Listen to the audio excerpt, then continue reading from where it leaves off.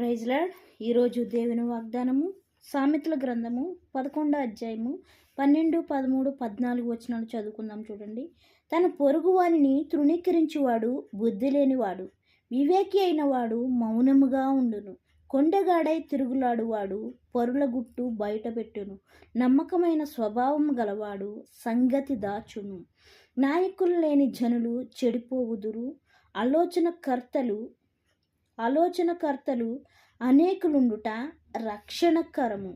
ఎదుటివాని కొరకు పూటబడిన వాడు చెడిపోవును. పూటబడ నొప్పనివాడు నిత్యముగా ఉండును. దేవుడు వాక్యముతో మనతో ఏమని మాట్లాడుతున్నాడంటే తన పొరుగువాని తృణీకరించువాడు అంట.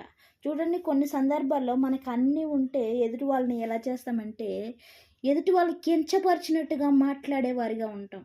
మనకు డబ్బు ఉంది కదా అని, మనకి అన్నీ ఉన్నాయి కదా అని, వాళ్ళ దగ్గర లేవు కదా అని కించపరిచినట్టుగా మాట్లాడేవారిగా ఉంటాం.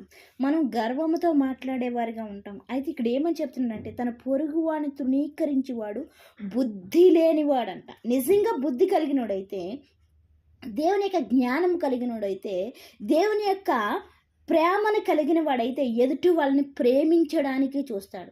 వాళ్ళు ఎటువంటి స్థితిలో ఉన్నా సరే, అది ఎంత దీన స్థితి అయినా సరే వాళ్ళని ప్రేమించడానికి చూసేవారిగా ఉంటామన్నమాట.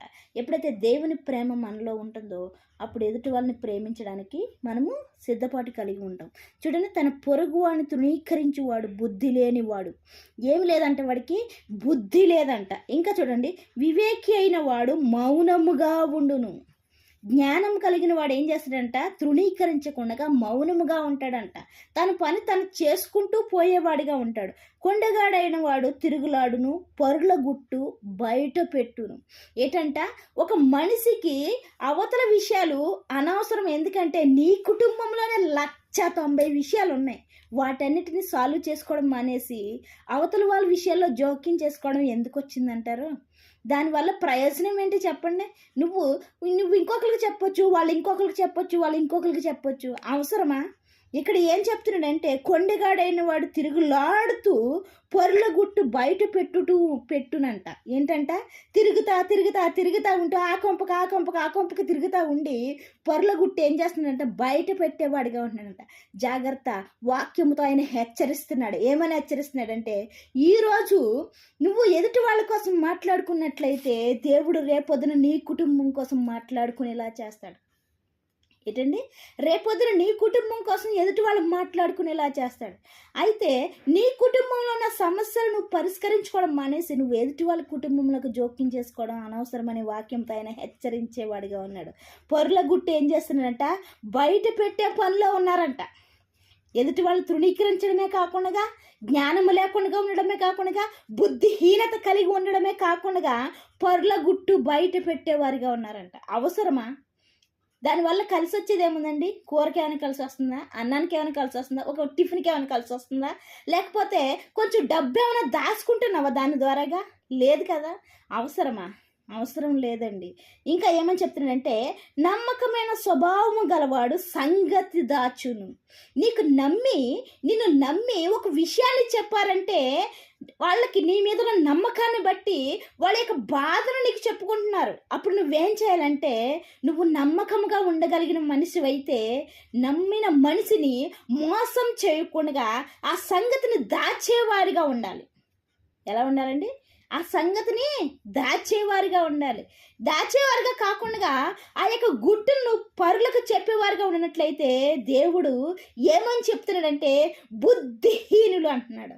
బుద్ధి లేదంటండి వాళ్ళకి. ఏమి లేదండి, బుద్ధి లేదని ఆయన హెచ్చరించేవాడిగా ఉన్నాడు. ఇంకా ఏమని చెప్తున్నాడంటే, నాయకులు లేని జనులు చెడిపోవుదురు. ఏం చేస్తున్నారంట, బుద్ధి లేదు కాబట్టి వాళ్ళకి బుద్ధి చెప్పేవాళ్ళు లేకపోయినట్లయితే వాళ్ళు ఏమైపోతున్నారంట, చెడిపోయేవారిగా ఉంటున్నారంట. జాగ్రత్త అండి, వాక్యంతో మాట్లాడుతున్నాడు ఆయన. మనము ఏ విధంగా ఉంటున్నాం? దేవునికి ఇష్టకరంగా ఉంటున్నామా? దేవునికి ఇష్టం కాని వాటిని విడిచిపెట్టుకుంటున్నామా అని వాక్యముతో ఆయన మనల్ని హెచ్చరించేవాడిగా ఉన్నాడు.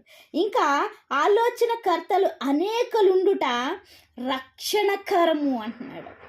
ఏంటండి, ఆలోచనకర్తలు, నీకు ఆలోచన చెప్పేవాళ్ళు అనేక మంది ఉంటే రక్షణకరముగా ఉంటున్నావంట, చెడిపోకుండా ఉంటున్నావంట, బుద్ధి కలిగి ఉంటావంట. ఎప్పుడు నీకు ఆలోచన చెప్పినప్పుడు, వినినప్పుడు.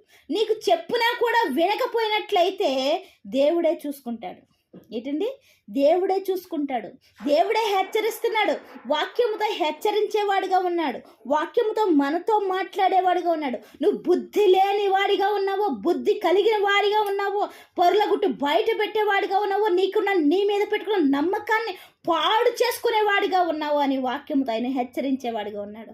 దేవుని యొక్క దీవెనలు మనకి కావాలంటే దేవుడు రక్షించడానికి సిద్ధంగానే ఉన్నాడు. ఆలోచనకర్తలను మనకు పంపిస్తున్నాడు. వాళ్ళని గమనించుకుని మన ఆలోచన మార్చుకున్నట్లయితే దేవుడు రక్షించడానికి సిద్ధంగా ఉన్నాడు. రక్షణ పొందడానికి మనము కూడా సిద్ధపాటు కలిగి ఉందాం. దేవుడి చిన్న పరిశుద్ధ వాక్యం దీవించిన గాక. వాక్య పరిచర్యలో మీ సహోదరి. ఆమెన్.